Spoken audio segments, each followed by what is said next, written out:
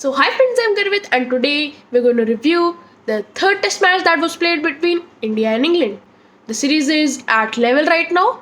The first test was draw, the second test was won by India, and the third test is won by England. It has been a really competitive series till now and everybody is excited about the future matches.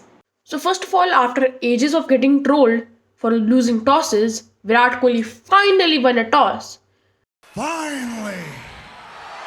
And decided to bat first. Like, that is a horrible decision. There is a difference between dependence and belief. Virat Kohli considered the belief that he had on his openers that if they would have survived the first hour, it would have been easier. But what he didn't think was that the middle order wasn't in form. Even if the openers survive the first hour and they get out, there's going to be a huge collapse. That was a horrible decision according to me. Joe Root couldn't have been happier bowling first. To make things worse, KR Rahul chases a ball way outside the off stump to get out to James Anderson. Cheteshwar Pujara comes in, he goes out. It seemed like there was no importance of his innings. So much that England and Wales Cricket Board did not even include his wicket in the highlights on their YouTube channel. Virat Kohli comes, edges 1 for 4 and again gets out of a ball outside the off stump to James Anderson. And I think the shot was pretty bad. He was trying to play it towards mid-off or mid-on of a ball that should have been left, or if not, should have been hit towards point through an opening defense. Rahane and Rohit almost take India to lunch, but Rahane gets out unfortunately to a brilliant delivery. I think the problem with Kohli and Rahane is the same. They need to work on their mindset. They are taking external pressure that they shouldn't. Talking about pressure, I think Rishabh Pant is having a problem with that too. Since his heroics in Australia and in India against England, he's trying to take that extra responsibility. That isn't his natural game. But it seems like he's taking extra responsibility and trying a bit too much. We have never seen Rishabh Pant step out to fast bowlers to hit them for 4. He used to take his time and then target spinners and hit them for 4s and 6s. Rohit was the only one who looked a bit resilient, but he got out to a horrible shot. According to me, in that situation where a team is 5 down, you can't just play that shot, you need to take some responsibility. As I said, I support sticking to your natural instinct, but that was not a shot. He tried to play a pull shot towards mid-on. That just isn't a shot. Mohammad Shami gets out early. I think the tail is a bit too long. Shami can't enter after Rohit gets out. What's next? Shami coming in at 6? Craig Overton bowled really good. According to me, his approach was brilliant. He followed the tail enders rather than targeting for the wicket and bowled into their body. That is what helped him. That is what was the key for his success.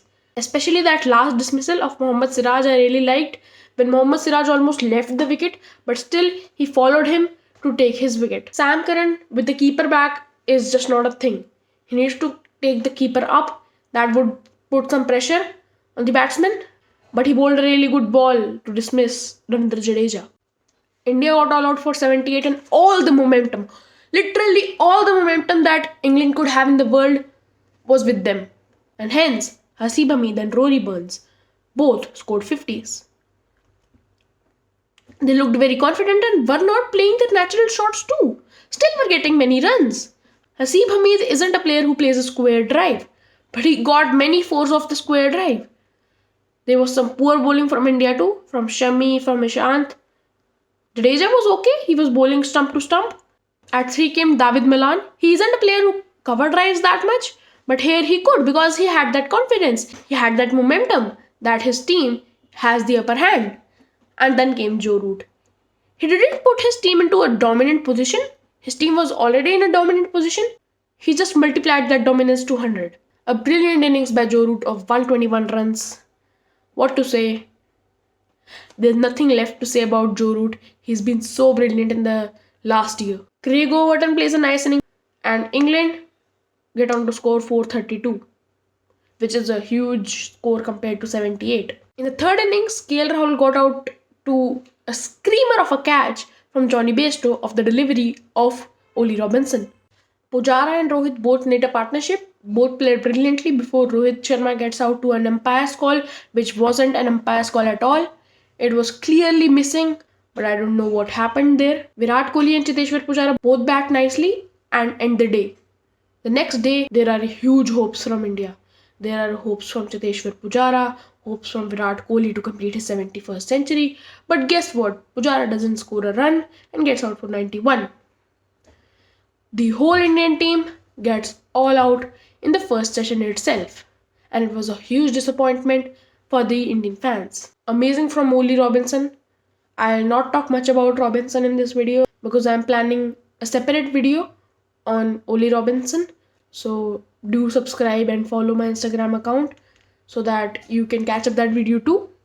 And also tell me in the comment box, what do you think about India's batting approach and their bowling attack? And what would be your changes for the next test match? Also like the video, it helps a lot. And share it with your friends. Thank you.